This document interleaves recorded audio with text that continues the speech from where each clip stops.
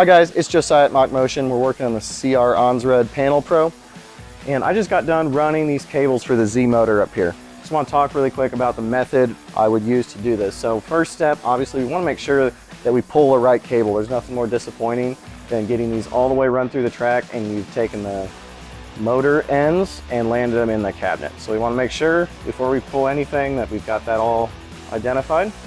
Typically what I like to do is take these and lay them straight out and then carefully run them through this cable track. So whenever you're running something through cable track, just keep in mind, we have to make sure that we follow the existing run in here and that we don't have any cables that are twisted on top of each other, because over time, as those go, they're gonna collapse on top of each other and break the internal conductors in there.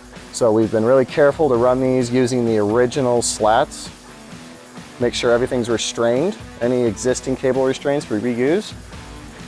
We're gonna tighten these up here, zip tie them, make sure there's no strain, get everything where there's nothing, no potential snags on our cables, and then we'll land them on the servo drive.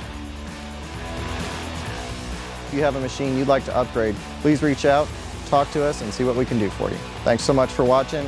Please like, share, comment, subscribe, stay in touch. We'd love to hear from you.